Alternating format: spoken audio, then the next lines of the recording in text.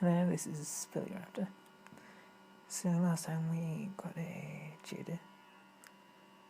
Sorry for the lag, by the way, just some technical issues, so I had to set it up. Shouldn't be that much of an issue. Shouldn't.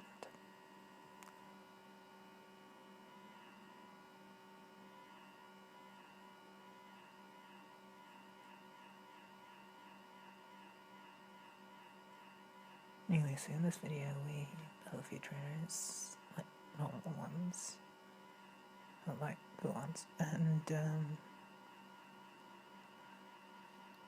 some more stuff.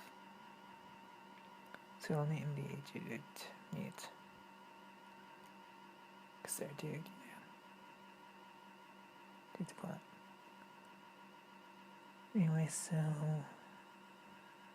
now let's use our Geodude melt, because seriously one could be more fun. Anyway, it's a bird Pokemon, so that's the first gym. That's actually thematic, which is crazy.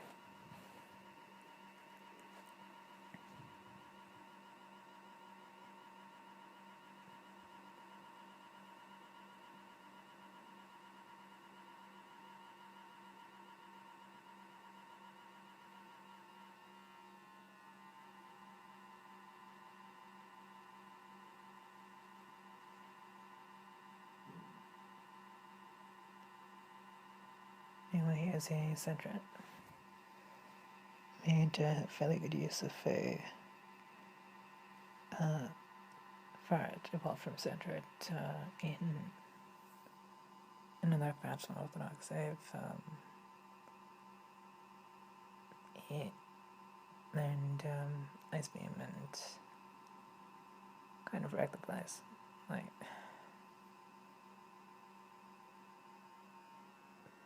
this was also great when the Elite Four is taken out by a fire, and it's just sort of staring at their cell and questioning their whole choices. It really shows up in a lot of pop culture. Anyways, so here's a Centret. So in addition to tackling it repeatedly, you can also throw a Pokeball when it's relatively weak. When it spots an enemy, it cries loudly to when it's kind.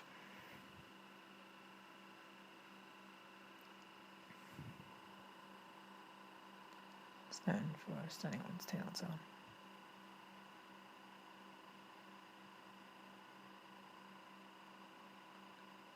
Anyway, so we might not be using this dude that extensively in this playthrough because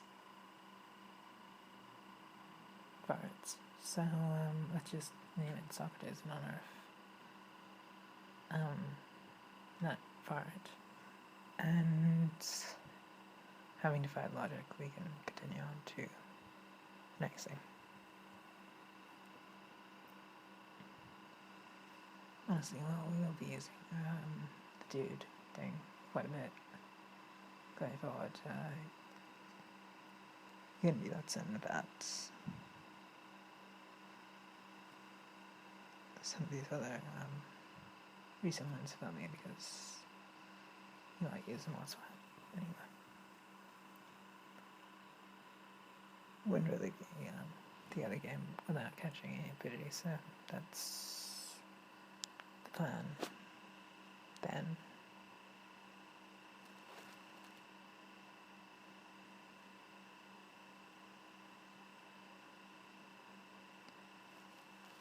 let me demo it.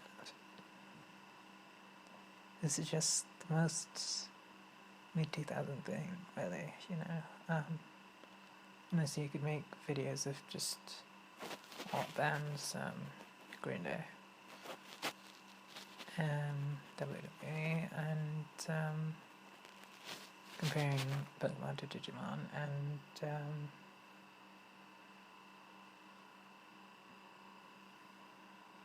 to Avril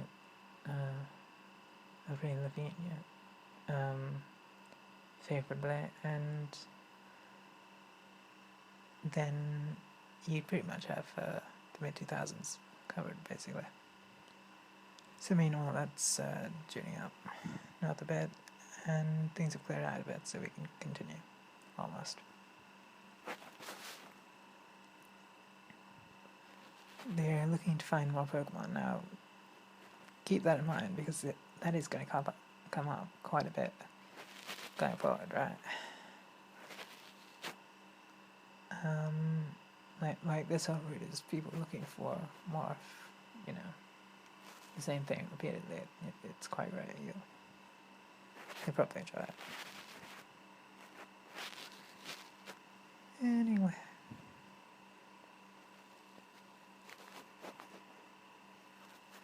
So I think that the only correct response here is probably to just tackle the thing repeatedly. Tough choice, but yeah. So we're not.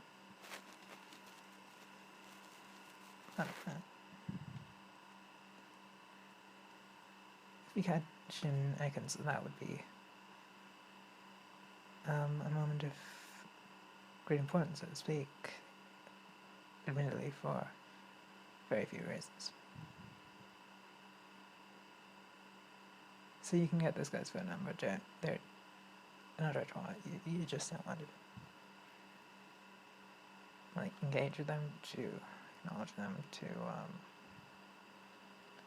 really have to care about them at all, rather than to have them call you up randomly.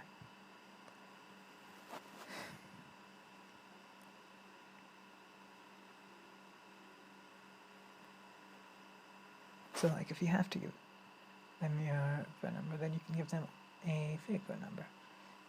At the same time, you might not want to. So anyway, there's a Pidgey. We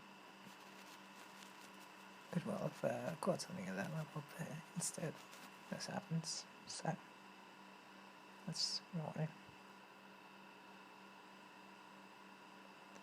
And a rat.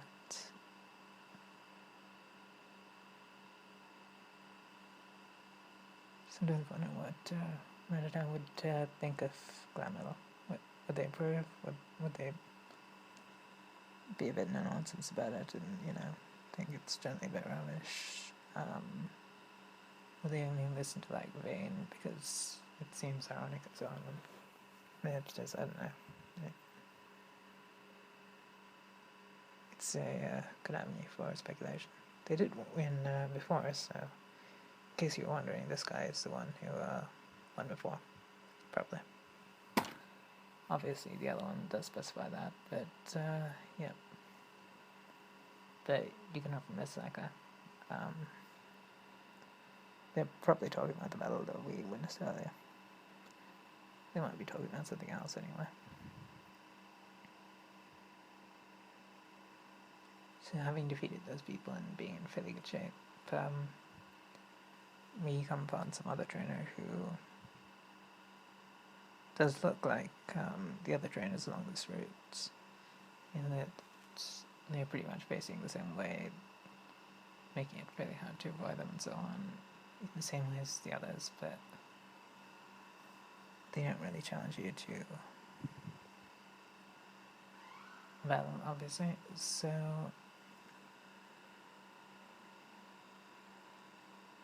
in that sense, it's you sort of wonder if there's sort of supposed to be some sort of sequence between those trainers there, which didn't really go anywhere. Anyway, here's Bugcatcher Don. Probably not named after Don Bradman, but it's hard to tell sometimes. Sometimes need sometimes on you. Anyway.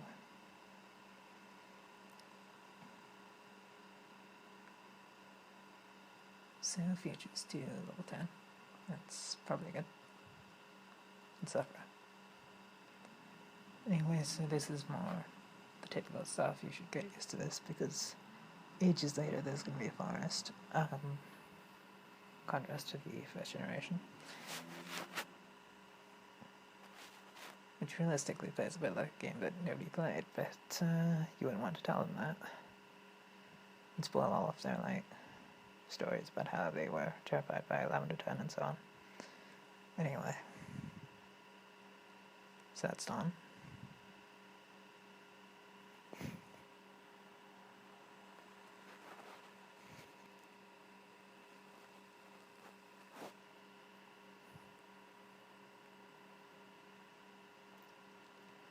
So anyway, as nice it would have been to into Violet City at night and to be able to catch a Ghastly, that's apparently not an option, so we won't be doing that then.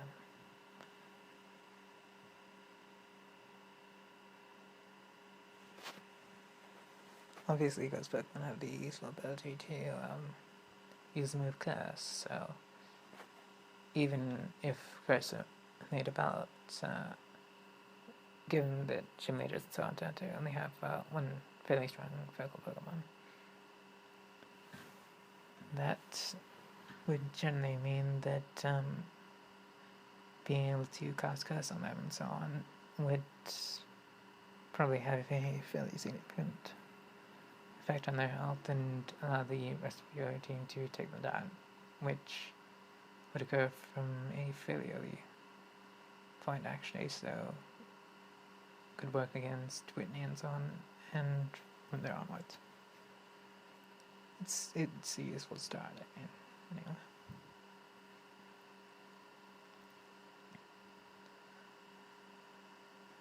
Obviously, Ngase wouldn't resist rollout because it's a rock type move, which is always a bit of a throw a Pokeball in it. It's really a perfect situation for the Ring of Pokeball. I really don't see why there's any need for such obstruction. Why are you getting in the way, Trainer? Anyway, so it's another Canopy Steelhead. So while that would still be able to affect Ghastly, despite occupying a bit of a middling position or being a bit on the fence, so to speak, about things, considering Ghost Pokemon, nonetheless, that it does seem to prefigure a slightly long trend of trainers being fairly reliant on types and moves which aren't their gyms, or in brief, become a bit strange. For instance, Watson from the next generation electric gym leader, they named Watson Steel types. That's the main thing there. It's really a bit of a weird setup, but hey.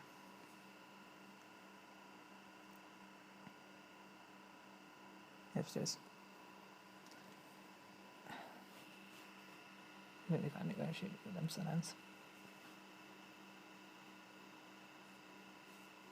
You just have to disapprove.